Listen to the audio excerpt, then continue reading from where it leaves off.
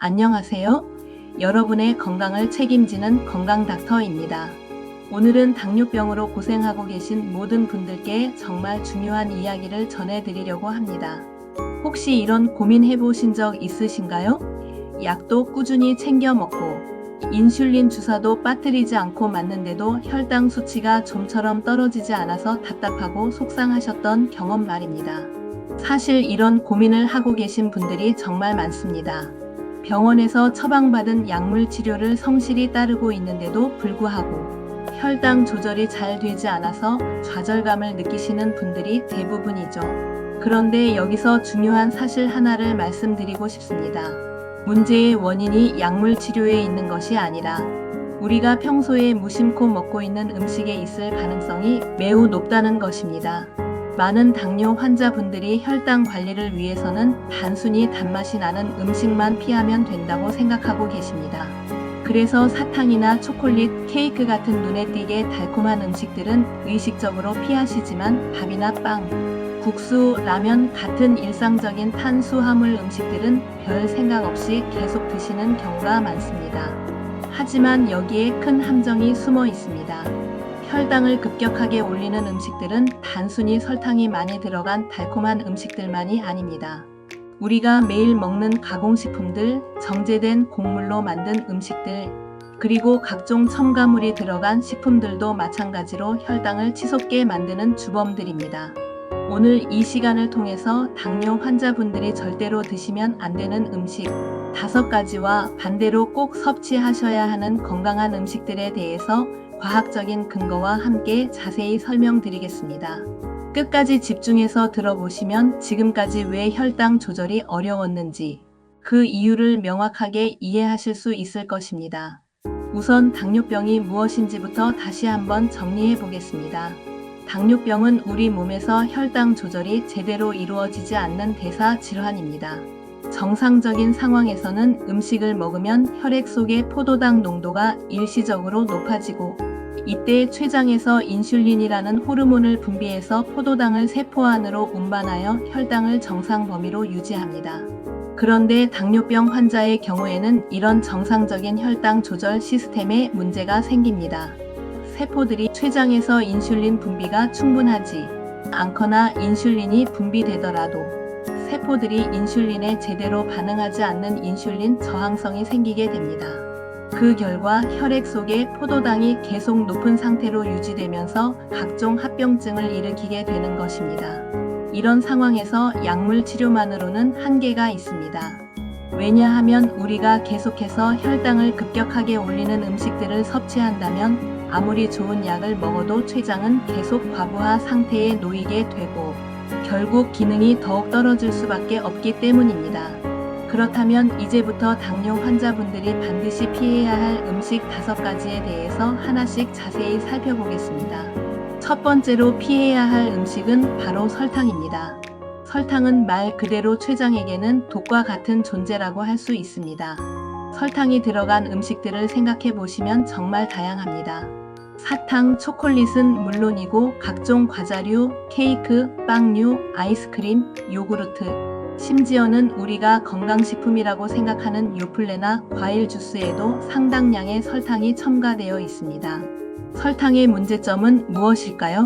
설탕은 몸속에 들어가면 다른 복잡한 소화 과정을 거치지 않고 바로 흡수되어 혈당을 순식간에 올립니다. 이때 췌장은 갑자기 치솟은 혈당을 조절하기 위해 인슐린을 대량으로 분비해야 합니다.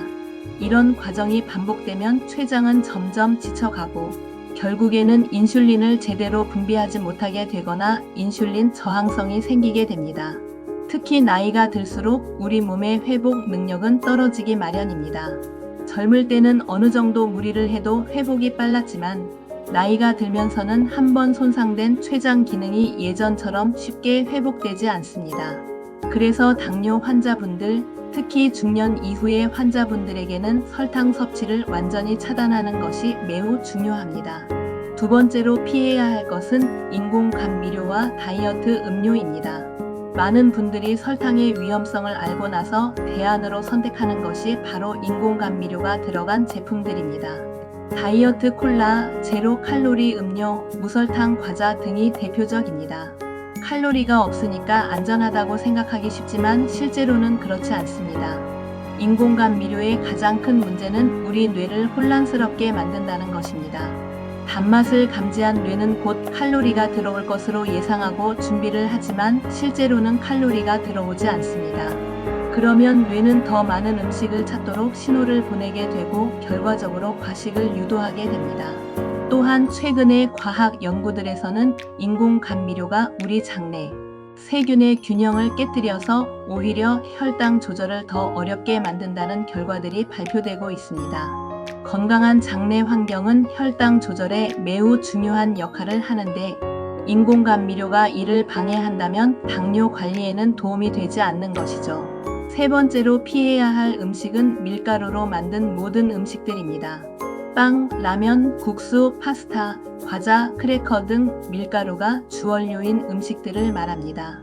많은 분들이 밥은 조금만 먹으려고 노력하면서도 밀가루 음식은 별 생각 없이 드시는 경우가 많은데 이는 매우 위험한 생각입니다.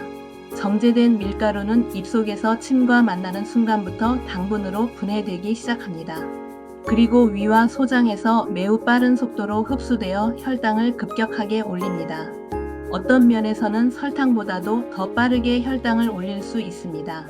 특히 흰 밀가루로 만든 식품들은 섬유질이나 다른 영양소들이 대부분 제거된 상태이므로 혈당 상승을 억제해 줄 수 있는 요소들이 거의 없습니다.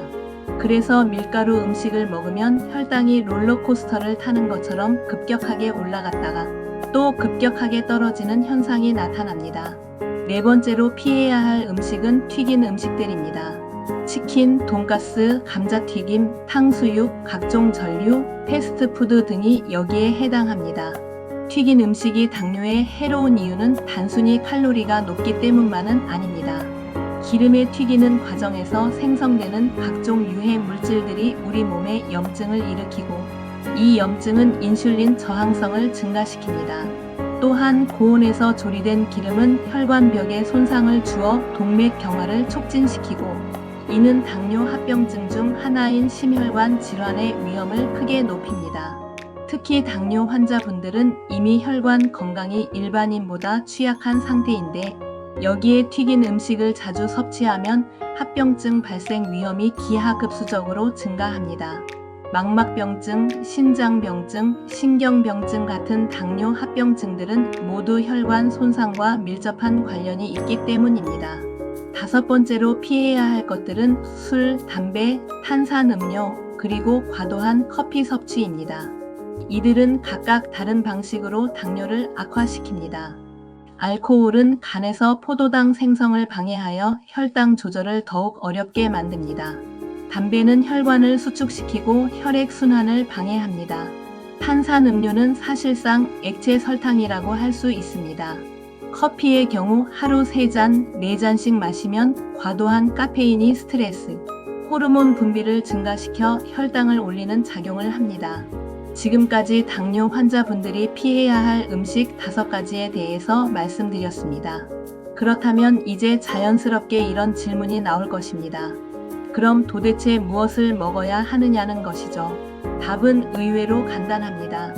바로 자연이 만들어준 음식들, 가공되지 않은 신선한 채소와 과일을 드시면 됩니다.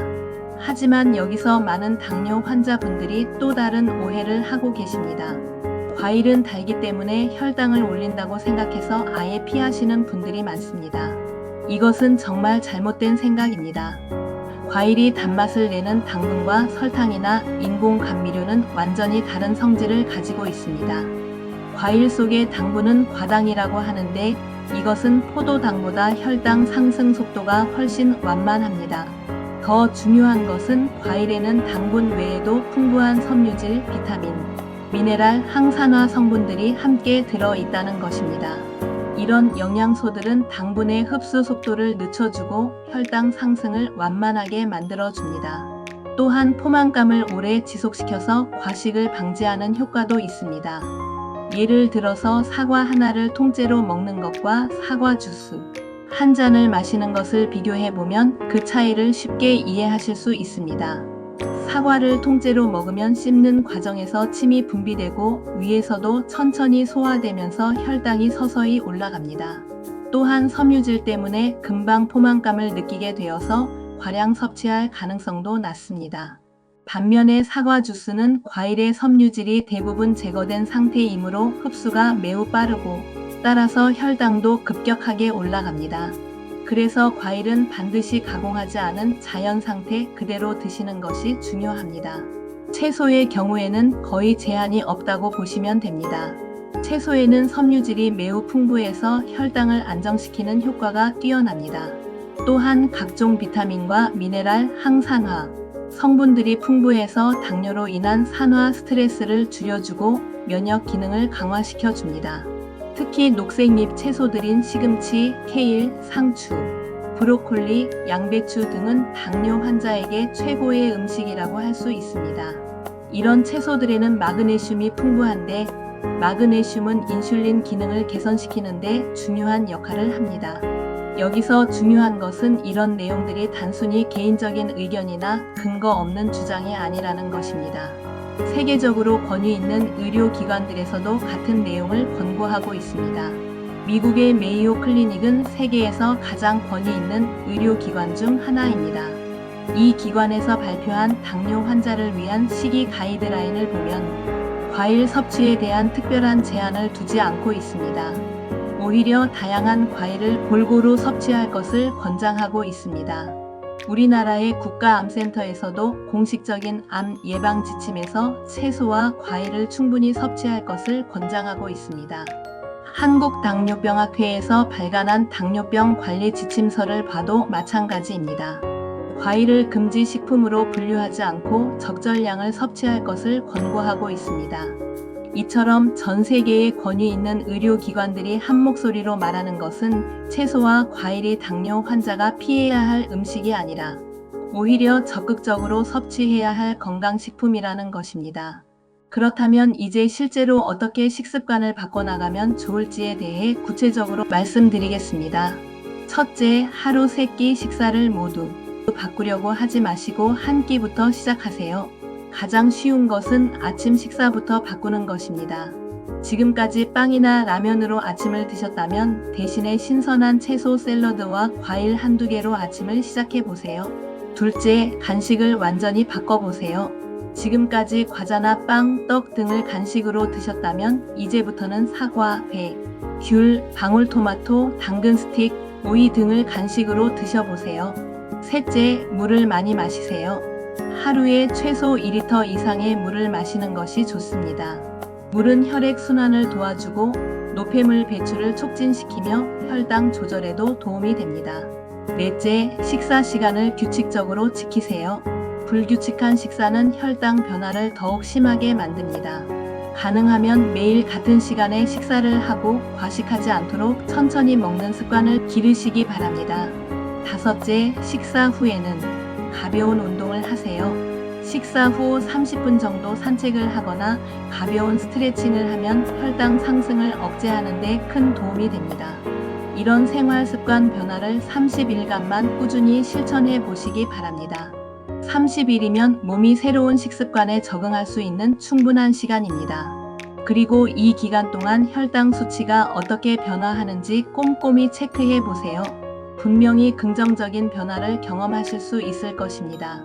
많은 분들이 30일 정도 지나면 혈당 수치가 안정되는 것은 물론이고 체중도 자연스럽게 줄어들고 전반적인 컨디션도 좋아지는 것을 경험하십니다. 또한 만성 피로감이 줄어들고 집중력도 향상되며 소화도 훨씬 편해지는 경우가 많습니다. 여기서 한 가지 더 중요한 점을 말씀드리고 싶습니다. 당뇨병은 평생 안고 가야 하는 불치병이라는 인식이 많이 있습니다. 물론 의학적으로 완치라는 개념은 어렵습니다. 하지만 적절한 식이 조절과 생활 습관 개선을 통해서 혈당을 정상 범위로 유지하고 합병증 없이 건강하게 살아가는 것은 충분히 가능합니다. 중요한 것은 포기하지 않는 것입니다. 처음에는 익숙하지 않아서 힘들 수도 있고 때로는 예전 습관으로 돌아가고 싶은 유혹도 느끼실 것입니다. 하지만 건강한 식습관이 몸에 배면 오히려 예전에 먹던 가공식품들이 너무 달거나 짜게 느껴져서 자연스럽게 멀리하게 됩니다. 식재료를 구입할 때도 몇 가지 팁을 드리겠습니다. 마트에 가실 때는 가공식품 코너는 아예 지나치시고 채소와 과일 코너에서 대부분의 장보기를 끝내시기 바랍니다. 제철 채소와 과일들을 골라서 구매하세요. 제철 음식들은 영양가도 높고 가격도 저렴합니다. 조리 방법도 중요합니다. 아무리 좋은 재료라도 기름에 튀기거나 설탕을 많이 넣어서 조리하면 의미가 없습니다. 가능하면 생으로 드시거나 삶거나 찌거나 구워서 드시는 것이 좋습니다. 식사량 조절도 중요한 포인트입니다. 아무리 건강한 음식이라도 과량 섭취하면 좋지 않습니다. 특히 과일의 경우에도 하루에 2-3개 정도가 적당합니다. 식사 순서도 혈당 조절에 영향을 줍니다. 먼저 채소를 드시고 그 다음에 단백질 음식, 마지막에 탄수화물 순서로 드시면 혈당 상승을 더욱 완만하게 만들 수 있습니다. 스트레스 관리도 당뇨 관리에 매우 중요합니다. 스트레스를 받으면 우리 몸에서는 코르티솔이라는 호르몬이 분비되는데 이 호르몬은 혈당을 올리는 작용을 합니다. 적절한 운동, 충분한 수면, 명상이나 요가 같은 이완 요법들이 스트레스 관리에 도움이 됩니다. 정기적인 건강검진도 빼놓을 수 없는 중요한 요소입니다. 혈당 수치뿐만 아니라 당화 혈색소, 콜레스테롤, 혈압 등을 정기적으로 체크해서 전반적인 건강 상태를 파악하는 것이 필요합니다. 약물 치료와 관련해서도 말씀드리고 싶은 것이 있습니다. 식이요법이 중요하다고 해서 임의로 약물 복용을 중단하시면 절대 안 됩니다. 약물 용량의 조절이나 중단은 반드시 담당 의사와 상의해서 결정하셔야 합니다. 당뇨병 관리는 단기간에 완성되는 것이 아니라 평생에 걸친 장기 프로젝트라는 점을 말씀드리고 싶습니다. 따라서 너무 조급해하지 마시고 작은 변화부터 천천히 시작해서 꾸준히 실천하는 것이 중요합니다. 처음 몇 주간은 혈당 수치가 불안정할 수도 있습니다. 이는 몸이 새로운 식단에 적응하는 과정에서 나타나는 자연스러운 현상이므로 너무 걱정하지 마시기 바랍니다. 대개 한 달 정도 지나면 혈당이 안정되기 시작하고 3개월 정도 지나면 확실한 개선 효과를 느끼실 수 있을 것입니다. 또한 완벽을 추구하려고 하지 마세요. 가끔씩 실수해서 피해야 할 음식을 먹었다고 해서 자책하거나 포기할 필요는 없습니다. 다시 건강한 식단으로 돌아오면 됩니다. 중요한 것은 전체적인 방향성이고 80% 정도만 잘 지켜도 충분한 효과를 볼 수 있습니다. 건강한 음식이 더 비싸다고 생각하시는 분들이 많은데 사실은 그렇지 않습니다. 가공식품들이 오히려 더 비싼 경우가 많고 신선한 채소와 과일들은 제철에 구입하면 생각보다 저렴합니다. 건강 관리에 투자하는 비용은 결코 낭비가 아닙니다. 오늘 이 시간을 통해서 당뇨 관리의 핵심이 약물 치료만이 아니라 올바른 식이요법에 있다는 점을 강조해서 말씀드렸습니다. 피해야 할 음식 5가지인 설탕, 인공 감미료, 밀가루 음식, 튀긴 음식, 그리고 술, 담배, 탄산음료, 과도한 커피를 기억하시고 반대로 자연 그대로의 채소와 과일을 충분히 섭취하시기 바랍니다. 이런 식습관의 변화가 처음에는 어렵고 불편하게 느껴질 수 있습니다. 하지만 30일만 꾸준히 실천해 보시면 분명히 혈당 수치의 개선을 경험하실 수 있을 것이고 더 나아가 전반적인 건강 상태의 향상을 느끼실 수 있을 것입니다. 당뇨병은 결코 이길 수 없는 질병이 아닙니다. 올바른 지식과 꾸준한 실천을 통해서 충분히 관리 가능한 질병입니다. 여러분도 오늘부터 작은 변화를 시작해서 건강한 삶을 되찾으시기 바랍니다. 여러분의 건강한 변화를 응원하며 궁금한 점이나 더 알고 싶은 내용이 있으시면 언제든지 문의해 주시기 바랍니다. 당뇨병과의 싸움에서 반드시 승리하실 수 있을 것입니다. 건강하고 행복한 하루 되시기 바랍니다.